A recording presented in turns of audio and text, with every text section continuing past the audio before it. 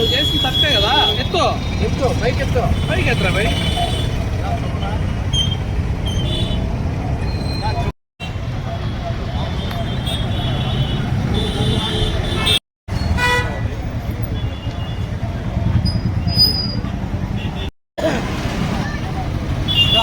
నేను మస్తిలో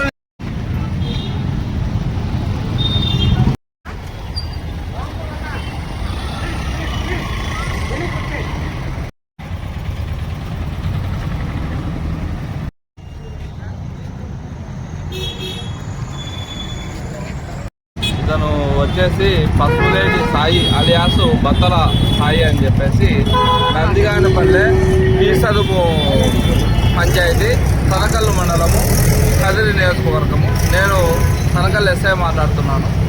రీసెంట్గా ఏమైందంటే ఇతని మీద దగ్గర ఒక 28 దొంగతనం కేసులు, DHB అఫెండరు. టోటల్గా బయట జిల్లాలోకి వెళ్ళేసి కర్నూలు, తిరుపతి, మదనపల్లి, అనంతపురము ఇలా సరౌండింగు మండలాల్లోకి వెళ్ళిపోయి టౌన్లలో డే టైంలో అన్ని దొంగతనాలు ఇల్లు ఏదైతే లాక్ చేసి ఉంటారో ఆ లాక్స్ ఉండే ఇళ్లను ఐడెంటిఫై చేసి దొంగతనం చేసుకొని వచ్చి మా మండలంలో తనకల్లు మండలంలో నందిగానపల్లిలో నివాసం ఉంటున్నాడు. అయితే రీసెంట్గా ఇతని మీద మన జిల్లాలో అయితే ఎటువంటి కేసులు లేవు. కానీ ఇక్కడ మన దీని దగ్గర తనకల్లు మండలంలో నందిగానపల్లిలో ఒక కత్తి తీసుకొని ఒక లేడీ ఇంటి దగ్గరికి వెళ్ళి హ్యాండర్తో నిన్ను చంపేస్తాను అని చెప్పేసి బాగా బెదిరించడం జరిగింది.